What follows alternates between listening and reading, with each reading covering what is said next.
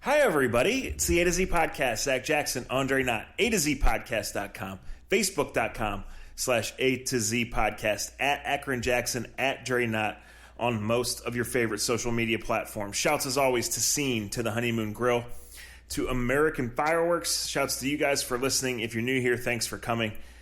We do like to give a quick disclaimer, which is we get excited, we venture into mature/immature subjects, and occasionally say four-letter words. So if that's not for you, or if there are kids around, or if you're in a work environment, we don't ever want anyone to get in trouble for listening to A to Z. So put on your earbuds or come back and see us at another time. Listen to us, I guess. Thank goodness. I always have a face for radio, Dre, but especially right now. How are you? I'm good, man. How you doing? Tell you what, I'm going to start this thing off with something to embarrass myself because I'm just old and I'm hurting. And these are things like this is something I usually would not disclose in my life. But I think I have to because it'll make me feel better, and I actually want to smile on this podcast, even no matter what we end up going through or talking about. So, we got one of those showers in our house where like you got the double head showers, like his and hers or whatever. Before you think this is going to be sexual or fun or anything like that, two people have never been in my shower at the same time. But I usually like running both the shower heads at the same time because that makes me feel like I've earned something in life. So my wife obviously has a lot of hair, and my daughter has a lot of hair, and my daughter is taking showers in our shower recently, and it drives me and any man that lives with a woman, their wife or girlfriend or both or whatever the situation may be. In West Virginia, it could be your sister, however that works. It drives me insane, and my wife is the one that cleans the house and keeps everything and usually I'm the child in our house. She's usually got to clean behind me. Correct. Well, it drives me insane when I find hair in the shower in the drain, and it happens. I get it. Their hair clumps up, and it gets in the drain. So yesterday, I knew I had a Zoom call. I'll talk about life in 2020. I had gotten off a Zoom call. I was working on a Zoom call for something else. I was debating about what I wanted to eat because eating is important, right, and what food I was going to take with me to work. So I'm warming up some food. I'm making some chicken it doesn't matter. I'm making food. So I run into the shower, and I got to get in and out of the shower in 12 minutes because I've got a Zoom call that starts in 18 minutes. And if you know me, and Zach does, I told Zach we were going to start recording this podcast 30 minutes ago, and we just started. So, sometimes I run on my own time schedule. We call it CP time, colored people time. I don't want none of y'all jokes from any crowd, you racists. We do what we do. Everybody's got their own time level. So I race up into the shower. I'm not paying any attention. I get frustrated when I turn the shower heads on, and I look down, and there's a clump of hair in, the drain. So in trying to grab soap and grab, a washcloth at the same time and put the stuff on put the soap or whatever on, I try to kick with my left foot. I try to kick the hair out of the drain because I'm, pissed, and I'm I'll clean it out when it's done. I go to kick that foot out yesterday, and somehow, some way, my other foot wasn't very stationary, and it looked like I stepped on a banana peel, and the next thing you know, my ass is laying flat on my back. And for those that are old enough to remember the old lady with the fallen I can't get up commercial, it was a little bit like that. I literally had it probably was 5 seconds, but it were 30 seconds of me laying on my back with the shower heads both coming down on me, and the water hadn't warmed up yet, so it was like Chinese torture drill or water torture drill, just hitting me in the face and hitting me all over. And for a second, I was like, I'm really not going to be able to get up. And I'm like, I'm too fucking huge, too big to fall in our shower and the noise that it made. Somebody in my household is going to come up and check on me. Because my dad had been over, and my family was over downstairs, they're all outside sitting on our deck eating. So I'm like, somebody's going to come up and check on me and make sure I'm okay. Nobody came to check on me.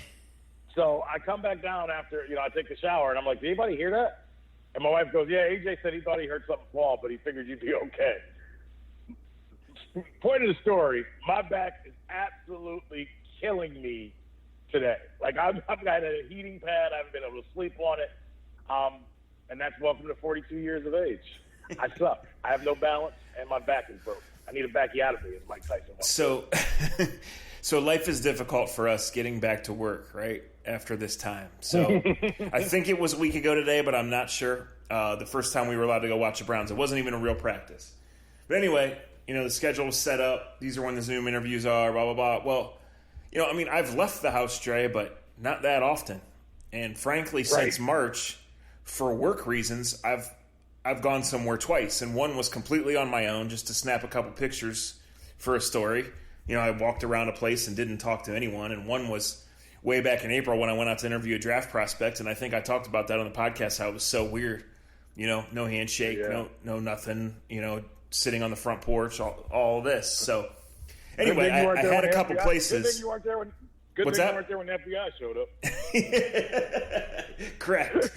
So I had a couple places I had to go. One, Cleveland direction, and so I just waited until I already had to go to Cleveland last Friday, right? So did a couple things, pull in a Dollar General near where I had to go, get something. I forget what it was. Probably no, it wasn't Matt. Anyway, blah blah blah. Do the Zoom calls, from the Dollar General parking lot. Go to get on the turnpike, and I was like 0.6 seconds from going the wrong way on the turnpike because I'm just not ready yet. So, so we avoided that one. But I think on the third day, whatever day, the crazy day that Nick Chubb got hurt and practice kind of ended quickly and fell apart and whatever, I left Berea without my backpack because it was just so weird. And I'm just not used to doing what I've done for 20 years, right? So I'm driving down 71, and I go to reach my wallet because I need to stop and get something to drink. And I look, and my backpack's not there. So I get off 71 and have to go back. And then it's like a 9-step security clearance to get back through. So shout out to the guards who were understanding and probably like, you're an idiot. Is this your first day on the job? No, it's my 20th year. Thanks for asking. But had to go back around and get the backpack. So what's normally a 50-minute to an hour trip at that time of day and challenging became... Yeah, it was basically like I drove home from Columbus before I got home from work. So we're all a little rusty. We got a couple things to talk about, but I want to tell this story. Yeah. So this is Friday morning / early afternoon as we're recording this. So the Browns are about to head to week 2 of camp. Today is an off day. So this morning I've just been kind of getting some things in order because, as you mentioned, this week's been weird. It's been great to be back to work and doing what I like. And if you listened, you especially know I love training camp because we actually get to watch football and report it when the season starts. We don't see practice. And what we do, or what we used to anyway before COVID, we weren't allowed to write about. So I was going through some notes and stuff, sorting out a couple other stories I've been working on, and I wanted to tell this because I think this says a lot about the football culture and some stuff that's going on. This coach I've met along the way many years ago was a high school coach at a pretty prominent school in the South. And I'm not going to say which one. I don't even know which one. I don't know which state he was in at the time, but he's a Southern guy and had moved around. And he had a player, a 5-star recruit, getting recruited by all the big boys that you can imagine. And, all the coaches that you see on TV had either been in his office, and he took this player, or he went along with this player and his family on a visit to one of the schools. And, they did the whole after the game thing and stay the next day and meet everybody in the office. So he gets back to his school on Monday, and he gets a call. And he says, "Hey, Coach, this is so-and-so from, Coach so-and-so's office. Met you over the weekend." "Oh, yeah, great. Everything good?" So, yeah, he said, what we do here is Coach has a prayer board. And, we really liked you.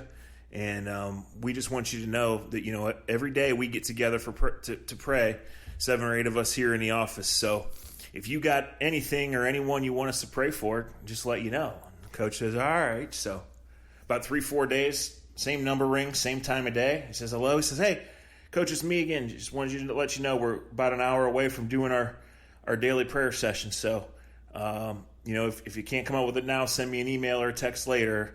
Anybody or anything you want us to pray for, we'd like to do it." So he says this goes on about 1 or 2 more times, and 3 weeks later, the kid commits to another school, and he got dropped from the prayer board.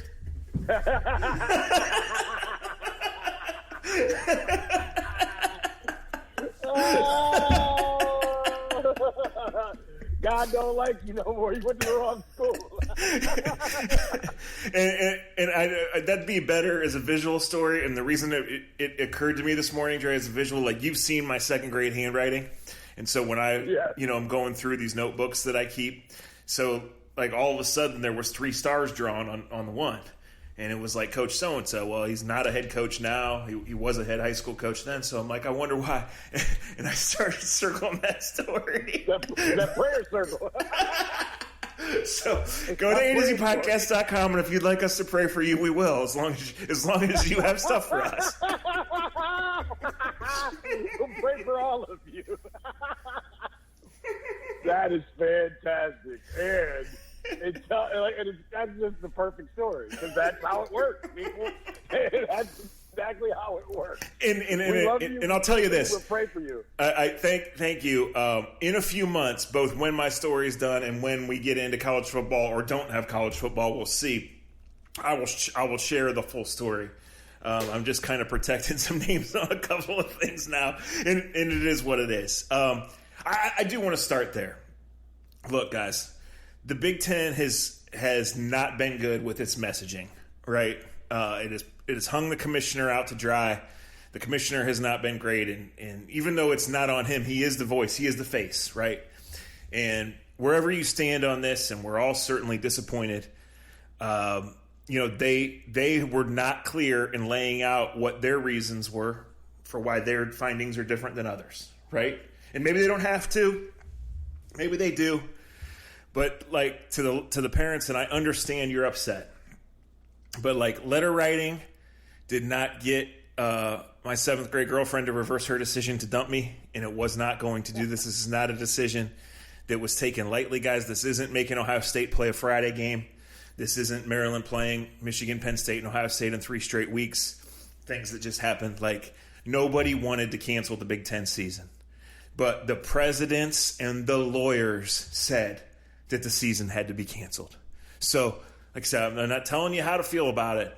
I listen, I read, and the anger and the bullshit, and unfortunately this isn't new, directed to the commissioner of the Big Ten.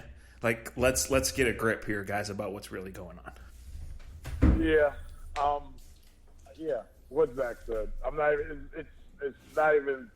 it's pointless for me to say much on this at this point in time. So I'll just go off what Zach said. There's obviously people with more information, more intelligence than we have. I understand parents. As a parent, you want your kids to have it all. And it's really unfortunate when your kids can't have it all. And a lot of times, and I'll admit this, and this fits for me, it fits for anyone in any situation. This doesn't happen just to be, the Big Ten. I think we see this a lot in our world right now. We react differently when we have some skin in the game, right? And if your kids, your kid's senior year, your kid's junior year, and I get it. We can get on this podcast, or you can write, or I can tell stories, and I can go on the radio or whatever, and we can make fun of the parent that overextends its stay, the parent that overextends and talks about little Johnny at 12 years old out of Hoban or wherever else. But most of the parents of children that are playing sports, or especially in the college level, are pretty decent human beings that are proud of their kids, that have, dedicated a lot of their time for their kids to get where they're at. So I understand.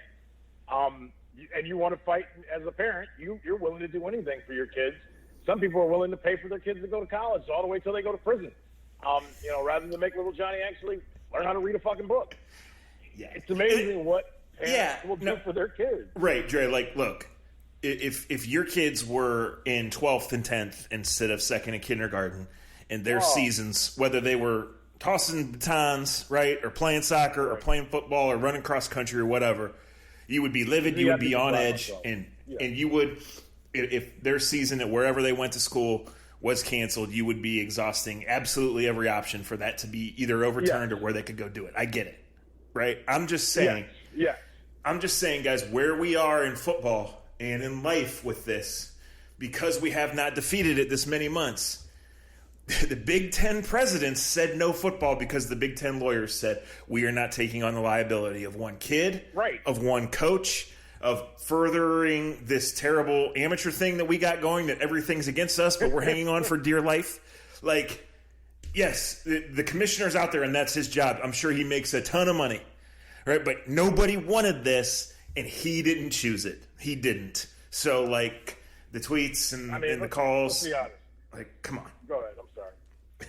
I mean, let's be honest. When you get a cushy job like the president of a Big Ten school or the commissioner, and no offense to these guys, because they're all getting called out now because of what's going on in our world. That's a pretty cushy job to make a lot of money and just say yes or no and sign off on shit, right? Right. Like 9 times out of 10. In most years, when you have that job that Warren has, that is a job that's pretty cushy. You get to travel and go all these places, everybody kissing your ass, and now they're all having to work. And it's amazing how many of these commissioners are getting pushed out, or how many of these commissioners don't agree with the board, or don't agree with that board, or agree with this legislation, or don't agree with these parents. Mm-hmm. And suddenly these cushy jobs ain't so cushy no more. Well, that's right. Suddenly they got to work. That's what you sign up for, right? Like, I mean, every commissioner, right, of pro sports, there's a legacy of good and bad, right? Mm-hmm. Like, Roger Goodell has taken his poundings and deservedly so. And there's been a lot of hypocritical stuff, right? But Roger Goodell works for the owners, and the owners are making more TV money than ever. And the season's going on because the game's got to be on TV, right? Like, Adam Silver, has done some things that they're not for everybody, and we'll see where it goes from here. But they pulled the bubble off pretty darn well, right? Like, he's out there. Adam Silver does not make every decision. I'm sure Adam Silver does personally talk to LeBron, to Kevin Durant, to the guys that matter, certainly to the owners, all of those things. But there are 30 people that work for Adam Silver that go through every layer of everything before he makes any decision, correct? Correct. Absolutely. I mean, the commissioner of baseball is the worst commissioner of all time. We all know it. But do you hear any of the owners complaining about him? Right. Because the commissioner, that's the job, right? The commissioner takes the brunt. They do the dirty work. No. And that same thing in the situation in the Big Ten. Right. I'm just saying, like, the look. I guess I'm trying to say this. I never expected the Big Ten to play football, right? The look that the Big Ten has put out there by canceling when the other ones are saying go. When Ohio State's coaches are tweeting incessantly, we want to play. When the Big Ten is tripling down, making its 13th different announcement that we're not playing football, and Gene Smith is saying, we respect the decision, but we're working real hard behind the scenes to get it overturned. Like, the messaging is bad, right? Like, the vibe is bad. Well, you say that, and it is, but and I said this to Nick Camino the other day.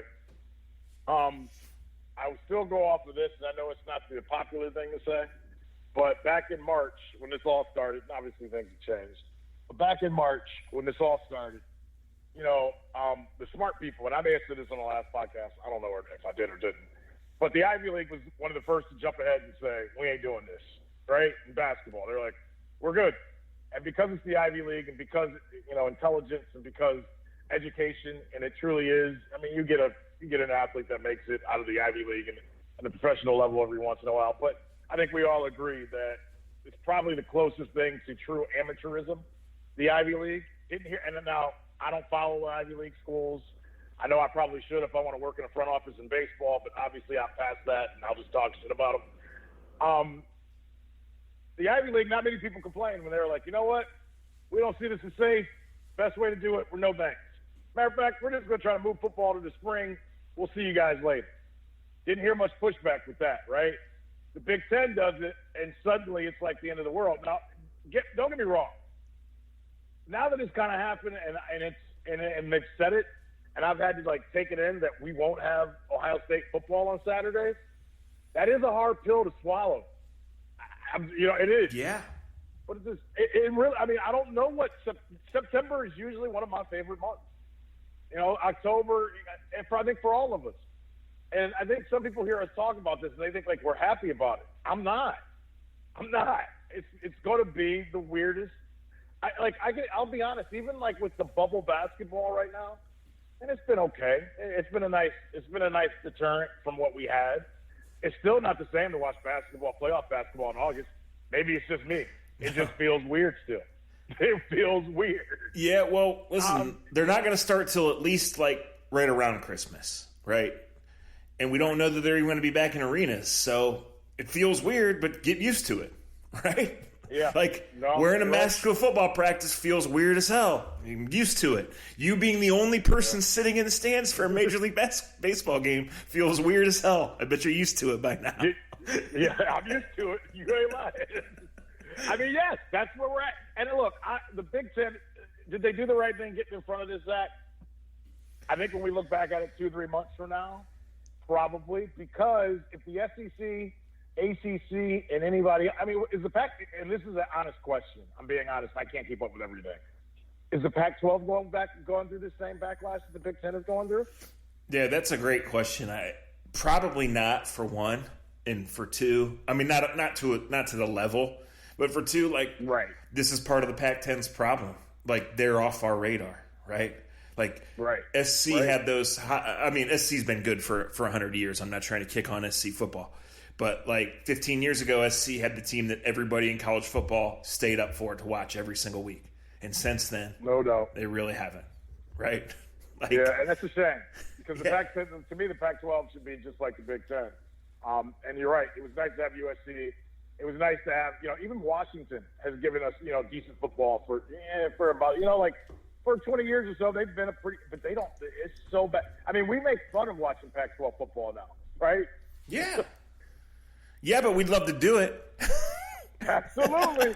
I guess what I'm saying is, in this reactionary world that we all live in and that we're all a part of, and we all got to give our take 5 seconds after something happens, I think in the long run, the Big Ten Pac-12 may look and feel good about their decision, because if the ACC, SEC, and whomever else has to follow suit, and they have to do it, a week before games are supposed to start, 2 weeks before games are going to start, don't you think the backlash is going to be worse and the egg is going to be more on their face if and when that occurs? Yeah, I mean, if these seasons go on, then the arguments I've already heard about the Big Ten falling behind competitively are valid, right? If they pull it off. How so? What's that? How do they fall behind? I mean, so if they don't play it, and I'm asking, I'm not even like being argumentative. Okay. But is there a real thought process that if the Big Ten doesn't play football and the ACC does, the ACC competitively is going to be better? Because I don't see that. Yeah. See, no, I disagree, because Justin Fields is maybe or probably the best quarterback in Ohio State history on talent, right? Well, we agree he's probably played his last snap if the Big Ten doesn't play this fall. Yeah. Right? Yeah, he does. And so I think for Ohio State, which is a freaking machine and could fund MAC football by itself with what it spends on athletic tape, right? It does. That's going to keep churning. But I think from Michigan State to Indiana to Maryland, not having football, Northwestern had a player the other day say, I'm not playing in the spring. I'm training for the draft. He won't be the last. I think. No. I think put it this way, Dre. There's a lot of, let's talk in TV terms. There's a lot of TV inventory out there with the Big Ten and the MAC and the Pac-12 not playing. Yeah. Right? And a lot of TV inventory out there, period, because even the SEC is not starting until either the 19th or the 26th. I'm sorry, I don't know that, but at least 2 weeks behind, maybe 3, right? Right. Well, ESPN has moved the BYU Navy game to Labor Day. Labor Day is where we met Jameis Winston, right? Yeah. Labor Day is where Braxton Miller played wide receiver, and those Virginia Tech dudes still have not left their apartment after he spun them out of their ankles, right? He's still hitting the C button. The second week of the year, the CBS 3:30 game, which would be Georgia, South Carolina most years, BYU plays. Yeah, good. I know. I get what you're saying. Good for BYU. Good for Notre Dame if they get there. I'm saying, like, if Pitt has a season, and Boston College has a season, and Miami has a season, I'm talking, ACCs here. I just think that for recruiting reasons and visibility reasons and development reasons, that they have a chance to jump way ahead. Maybe not in the grand scheme, but certainly in the next 12 months over the Michigan States, the Indianas, the Marylands. Okay. And I'll admit, when I first brought this up, I was thinking of the higher tier of Big Ten schools. And you're right, the lower tier Big Ten schools, and I don't even want to put Michigan State as a lower tier. They may have some struggles, but you hit on something that I think will keep them relevant. And this is what it really comes down to anyway. I think the money and the funding that the Big Ten generates, especially in the Ohio States, Michigans, Penn States, hell, Michigan State's in there too. That funding, and let's just be honest, if I go recruit the kid that's in the prayer circle down in Texas, and I go recruit a kid in Virginia, and I go recruit a kid at Massillon, all probably places where they're getting paid really well in high school, I'm pretty sure if I show up with a Buckeye jacket on, it's still going to be pretty relevant. No doubt. Most of those kids. No, listen, they're right? a factory, and the swoosh and the history and the way they've recruited, they're going to be just fine, right? 6 games, 8 games, no games in the spring. They're going to be just fine. Right. But guys go there, Dre, thinking 3 years in the league, thinking the first round. So even losing 1 or 2 of those guys is a little halt to the machine. Right? No, I'll say this, and I'll say this in agreement with you. There already is a closeness to the bottom tier of the Big Ten and, say, the ACC and, say, the DYUs, right? That's why the mid-major has become the mid-major in college football, and why we will watch a mid-major on Tuesday, Wednesday, and we'll watch a Big West game a Saturday night that kicks off at 11 o'clock. And me and Pete are high-fiving on the text messages that we can watch a game till 2:30 in the morning. I guess I will do this, and I don't do this often. I can disagree with my first comment by thinking of it that way, but I saw that happening anyway, right? Like these Power 5 schools that we're all in love with, and the Power 5, you kind of can say, makes the world kind of rotate in college football, right? But really, it's only 3 schools per Power 5 conference that makes the world go round, and the rest of them going into 2020, to me, were closer than they've ever been before. Well, it's like the Power 5 or 6 programs at this point, then the Power 5, then the others. Right. So, like, the problem, 3 things I'm going to bring up with Ohio State. One, I already brought up Fields. He's probably not going to play. All the talk, whether it was made up or not, about them dropping 100 on Michigan and all that stuff that supposedly was said a few weeks ago. Like, with Fields, that was possible, right? Hey, in real life, keep your thought. In real life, if they would have put 100 on Michigan, there would have been death threats. Yes. Everywhere. Like that would Sure. So, number 2. All right, I lost my train of thought here. Okay, number 2. Ryan Day is really, really good and has one of the best jobs in America. But if he thinks even a little bit of competitive edge is lost, and he gets a call in January from an NFL owner. Damn, G. Right? That would be the movement of movement, though. You like for him to go from almost unknown 4 years, and I'm not saying it won't happen because look who the head coach of the Giants is. But for him to go from relatively no name to 1 year at Ohio State, sit out a year and come back, that would be the story of stories. And nowadays, it wouldn't blow me away. I didn't even think of that. Let me ask you this. Well, hang on. Are Big Ten coaches getting paid? Yeah. Oh yeah. They're getting paid. We live in a funny world. I'm quite sure all of them took a cut at some point. Right. Maybe not Nick Saban and Dabo. I'm quite sure the Ohio State coaches did. Whether there was a 2-week furlough or a 3% cut or whatever, I don't know. And for this, if I was writing about it, it's different than talking about it here. Right. I'm just saying. Remember, it was like 5 years ago on this podcast. It was this time of year, and we were talking college football. And I said, all right, bet me right now. Do you want Alabama, LSU, and Ohio State, or do you want everybody else? Right? And, Clemson has put themselves in that everybody else, and they've obviously been phenomenal, and they won it. And then last year they made the title game. And whether they should have or not is relevant to this discussion. For many years now, and it's certain the second game here I'm going to list, but the college football season from a national perspective, not you being a Buckeye fan or being a Stanford fan or a Kent State fan or whatever. It's Oklahoma, Texas, right? Because the winner has a chance. The loser's probably out. It's Alabama, LSU, which is huge. It's Ohio State, Michigan. And in between, it's been Ohio State, games that matter, Alabama's games that matter, Clemson's games that matter, and then LSU, not every year, but most years, right? Right. So all of those programs I listed are still playing, and Ohio State's not playing. There is something lost. People will be dying for Ohio State, Michigan. Ohio State's going to be a machine. Yes. Unless there's a earthquake that shatters that makes the stadium go away and the players all go away, and I just don't. Now, if this were to go for 2 years, possibly, but I just don't see in one. No, you're right, but the layer of the unknown is what makes it scary as hell, right? Because Ryan Day could leave. Because we don't know if there's going to be 6 games, 8 games, no games in the spring. And then getting to next fall, we just don't know the landscape with who's eligible, who goes to the draft, who's no longer eligible, what amateurism, who's in what conference. I don't think anybody's going anywhere. I mean, Nebraska was always full of shit. They weren't walking away from that $50 million in Big Ten network money, right? But, the threat of that is there.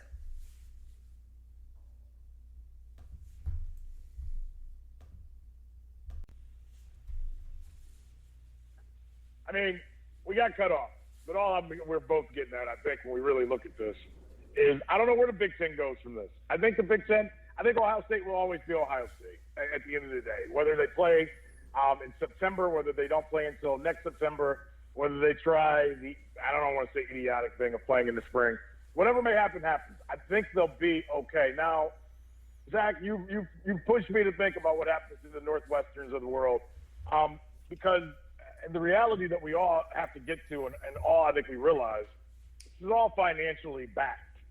And to me, I heard Jay Billis earlier today talk about, college basketball teams trying to bubble themselves up, trying to get in the bubble.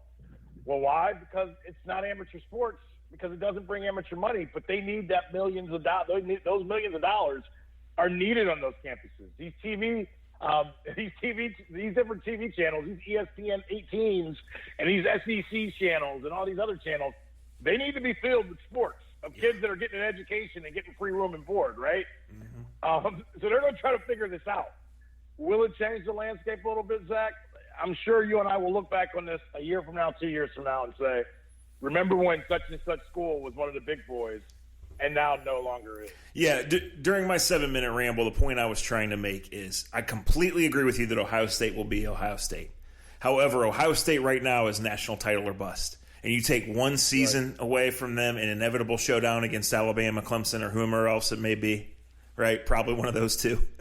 And you leave the door open. Speaking of dynasties. Let me ask you a question. Wait. Let me ask you a question. Okay. I got to ask you a question. I've been thinking about this. I haven't remembered this all the way through. I was breaking up. You make a great point about the big games for each team that are the big dogs. Is Clemson truly one of the big dogs if they don't have one of those games? Like, Clemson don't got a game in the ACC, or Clemson don't play a game every year that's make or break. Yeah, I think they've tried to the last couple of years, and down there, their rivalry with South Carolina is everything. Mm-hmm. It just South Carolina has not been good. Right. They're good. They're not great. Right. They'll have a good defense. No quarterback. Listen, that's part of college football, though, and that's part of the division here is that college football is still so regional, right? Although I think the SEC is more in our laps than ever before, for several reasons.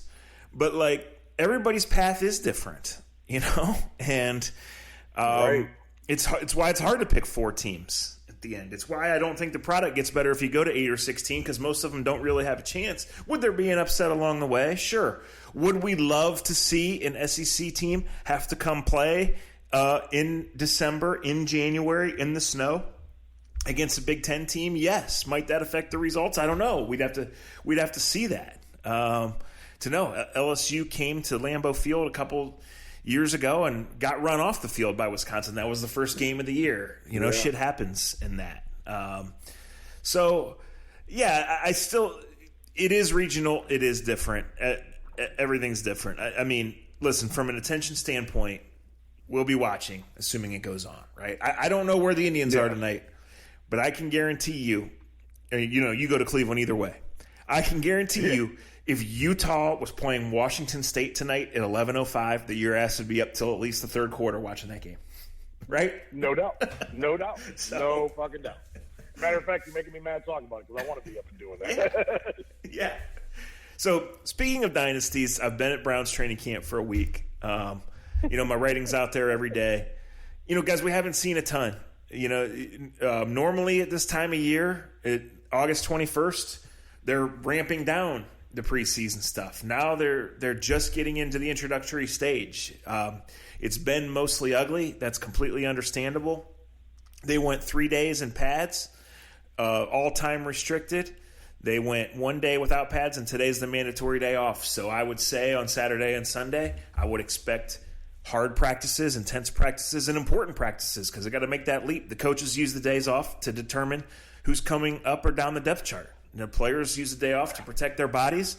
They're going to come out and hit the next couple of days. So it will be interesting. Unfortunately, the story of the camp is the dumbass hit by Mack Wilson, who kind of grabbed Nick Chubb, went up high. I did see the play. I knew it was awkward. But frankly, I didn't think it was super malicious, or I didn't think that it was a big deal until I saw Chubb talking to the trainers and then walking off 5 or 6 plays later. So I wasn't there, but when you grab a guy around the neck in practice, yes, it's idiotic. That is the star running back. Just pat him on the ass and keep running. You're an NFL linebacker. Right. Your coaches can see some other day that you're tough. Right. Correct. And Mac, I know, and this is me, and this is the one thing I have to do because, in our roles as reporters and what we've done in our career, I never want to be a guy that talks out of my ass. I'm not there. I've seen video, I've read about it, and I'm like a lot of fans when it comes to this team, which I don't mind being. And I've read all the quotes that Mack Wilson wants to prove to everybody that they're not the Browns linebacking core is so much better than what's been repeated. And I love a guy that's motivated by the critics and wants to prove that a unit of the team is better than what everyone is so-called said. But hey, Mac, let me let you in on something, bro. Hurting the star running back on day one of camp is not going to get you a better write-up in Sports Illustrated or The Athletic next year for having the strongest linebacking core in football. And this comes from, and I don't know Mack Wilson, and I'm not going to talk about him like I do. But the one thing I remember is this kid is ultra talented. But Nick Saban, who usually, Nick Saban's about Nick Saban. Let's keep it real. Yeah. But the quote I remember from Nick Saban when he left to come for school was, Mack is very talented, but he's not ready. Maturity-wise, he's not ready to be a pro. It's basically, and I'm not verbatim what Nick Saban said, but that's basically what I got out of the quote I read from Nick Saban. And when I see this situation, I hear him barking, leading up to camp, talking about how great the linebacking core is going to be, and he's going to make sure of it. And then you make a play like that, it kind of plays right off of what I heard Nick Saban say a year ago about him. Yeah, we know last year that the Browns had maturity issues across the board, right? So right. It's disappointing to have that. You hope Chubb will be all right, and you would think he'd be back in a week or so. It's just the guy you're planning on carrying the ball 300 or more times now has a concussion, so that means the next one. Right. Yes, it's bad. And here, unfortunately, is this.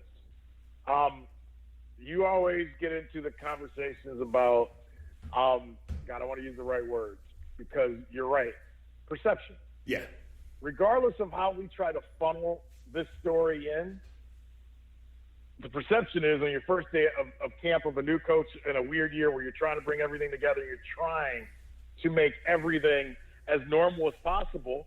Unfortunately, your beginning narrative is we're back to square one. Our best player can't perform and can't practice and can't learn this new offense. Can you overcome that? Absolutely. Yeah. Is it more difficult to overcome with all the newness that they have going on? And I don't care. They're human beings. In the back of your mind, Kevin Stefanski isn't going, yes, Chubb is out, and now Wilson's out. Those are usually things that people like Zach Jackson will be writing about at the bye week of here goes another Brown season. Here comes, and it started on day one of camp. And I hate to be the negative Nelly, but the teams that usually have positive seasons don't start off with idiotic, immature stuff like this. Yeah, you got to have your dudes what I mean? first and foremost. You got to have your dudes, right? If you have your dudes in November, you have a chance. And I think a lot's different this year, Dre, and there's still levels of unknown, even though, they're off to a good start with the numbers and everybody being there and, few of the top line players opting out, and basically fewer opting out than I think a lot of people believed would, honestly. This Browns team lost like 30-some practices, right, over months. And the Zooms were great, and, Stefanski's handled it great and all of that. So this is about a team that starts to find itself in October and November and then shows real progress. No one thinks they're winning the Super Bowl, right? Is the talent there to break the playoff streak? Some days I think so. You're going to need a lot of luck. You're going to need a lot of maturity. You're going to need to really improve. But I don't think we're going to get any read on that. There's always strange results early in an NFL season. And, in retrospect, Week 1's result last year wasn't all that strange because the Titans went to the AFC Championship game and the Browns fucking fired everybody again, right? But I think this year you're going to see strange results in Week 1, Week 2, Week 3, and Week 4. And for the Browns specifically, and I will be clear about this in my writing and my talking and my tweeting and everything, I am way more interested in Week 6 being better than Week 2 and the growth in Week 5, 6, 7, 8, and how that parlays not only to November and December, but to the coming years here as maybe this team grows up and grows together. I mean, Dre, when I look at the roster, there is more proven NFL production on this roster than there's ever been, right? Jack Conklin, right? You bring in Sendejo's been forever. Carl Joseph, who's a first-round pick. Austin Hooper. And by the way, is that dude a horse? My goodness, I didn't know he was that big. He's super impressive. Really? The receivers who have done this. Kareem Hunt's now your running back in practice. He's a former NFL rushing champ. But it's all new. The scheme is new. These guys, Jimmy Haslam does a Zoom last week and says he didn't meet some of the assistant coaches. He's been paying them for 7 months and didn't meet them till last week. Everything is new. They got to get it. And eventually it'll be about the quarterback. Is this the right coach? Was the gamble of the linebacker? There'll be the normal questions, the normal arguing points. They'll win one they shouldn't. They'll lose one they shouldn't. All of that. But I really do think there's a chance to see growth. And I don't think even though I'm doing it every day, so hear me out on this, I don't think any real evaluation of this team starts until October 15th. That's just an arbitrary date, but that's an approximation. That's what I'm saying. Sounds about right. Hey, Haslam should be used to not knowing people he pays. He pays a bunch of coaches that don't coach. I'm just curious of what the product will look like. Is it 3 weeks from today? 3 weeks. 3 weeks from Sunday. Yeah, 3 weeks from last night is the opener. The Chiefs and the Texans. Yes. Right. I'm very curious. Outside of the Browns, when you put all the Browns characteristics and things they have to go through, you say those well. I'm just curious what the overall product will be. And I was going to say that when we were talking about college football. And we're Jones, and this is a conversation we can have about what's going on now in front of us with the sports that we have. What will that product look like with no, and coaches all coach football differently when it comes to pads and hitting and how much you hit and how you hit. And obviously, I'm putting down Mac Wilson on the hit he made on Chubb, and I'll admit I don't like running backs getting hit, and it's part of I'm not for it, and I love Nick Chubb, and I'll admit I'm probably harder on Mac Wilson than I would be if he would have hit Hooper or someone else because I just don't like it, and I like Chubb. But every camp's got to figure out how to get their guys ready, right? So I'm curious when you click that TV on, and look, most of us won't give a crap on week 1. But if you have a bunch of games that are 6-3 going to halftime or going into the fourth quarter, come 4 weeks from now, is that best for the game? Because I'm going to say this baseball-wise, since that's what I do every day. I guess we do have baseball, and it's great to have sports back. It's awesome. I don't know if the game has been awesome. I'm just being honest. Sure. Basketball, what I've watched, some has been all right. I told you it has an AAU feel, and maybe that's me saying that because of, just the setups that they have and whatnot. But sometimes the defense, and now that the playoffs are here, maybe I'll bite my tongue on this, and we'll see. We'll see. The Lake, maybe it'll look more like playoff basketball as we get down to the final 4 teams. I just don't know if we're getting what we're used to getting from these professional sports so far. Yeah, and listen, if it was about what's best for the game, the NFL wouldn't be starting in 3 weeks, but it's not. It's about having ready for that first TV inventory, that first night. That's what it's about, right? Absolutely. We've long established that. And, again, we could go for 2 hours, and we'd probably honestly – I don't know we could go longer than that because we would need people who know stuff from a medical and a legal standpoint, Dre. But we could go on the college football thing, on the whole campus is closed but you want to play. You know, we could go way deeper into the Big Ten says this, but the SEC says it's okay, right? The Mountain West says no way, but the Sun Belt says we're going to go. Like, you know. So all of that is out there. And, like, I knew the NBA would be watchable and exciting for 2 reasons. One, we hadn't seen it.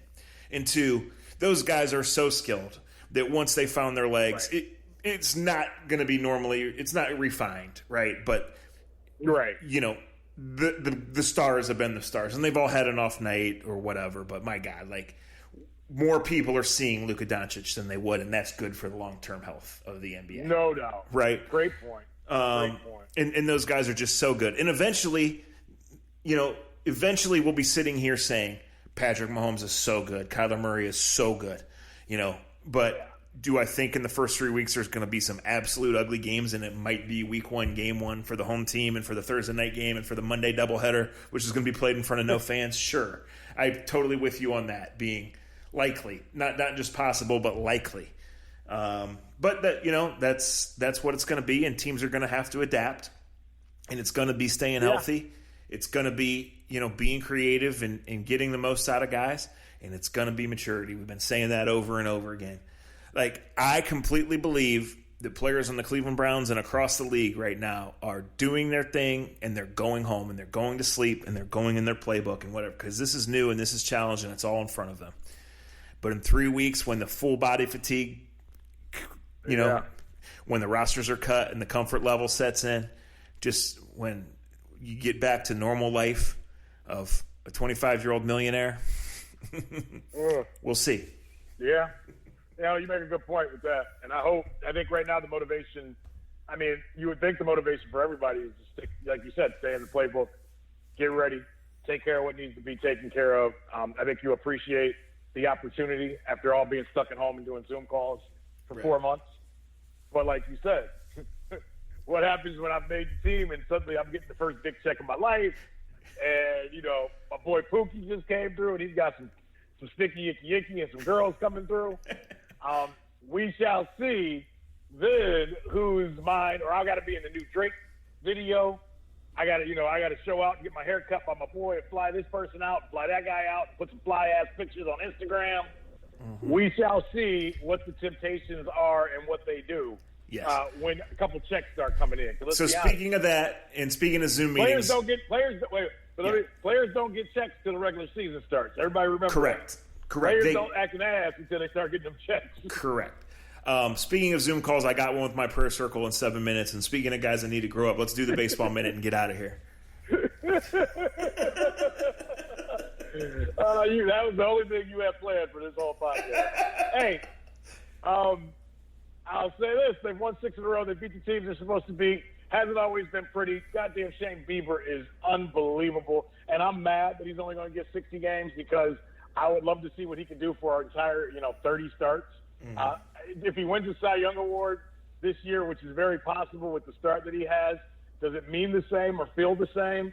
Probably not. You put a little asterisk next to it, but man, he has been phenomenal, and what his growth has been, and what he is as a leader, and what he is kind of showing the other guys that haven't completely grown up in all their decision making, makes him stand out even more. It's pretty interesting, and I think this is something that we will have to see with other players. Francisco Lindor has always handled everything so well. With his maturity, with everything that he's done in his life, and he's made everything seem so easy. And I'm not saying this attacking him. I'm saying this is someone that has known him for a pretty long time. He just doesn't seem like the Frankie that we all know. And maybe it's the frustration of not getting off to a great start. Maybe it's the pressure of being not only the face of the Indians, the face of Major League Baseball, the face of ending racism, the face of trying to stand up for every race, every creed out there. This virus and what it does to families and what it does to people from, areas that he's from. I just see a kid that's carrying a lot on his mind. And I say this to everyone out there, especially the younger dudes out there listening. Enjoy your youth. As you get older, you get more things that are more barriers. You get more things that you have to think about and care about that can weigh you down. And I'm not saying that completely about Frankie, but that's what I look at with Frankie. That young youth, that exuberance that we all have in our young 20s.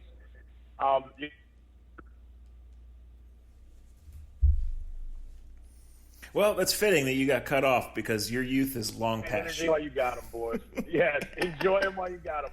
Because I've got to go put a hate pad on my back and hope I don't limp around the ballpark all night looking like I'm 52, not 40. Yeah, so let's get into this on the next podcast, but I hate the talk of anybody that wins anything this year, team, individual, that it's team. Because, first of all, you could easily make the same argument that it's tougher this year given the circumstances. And secondly, those are like lifetime and career things. The game keeps moving. The business keeps moving, right?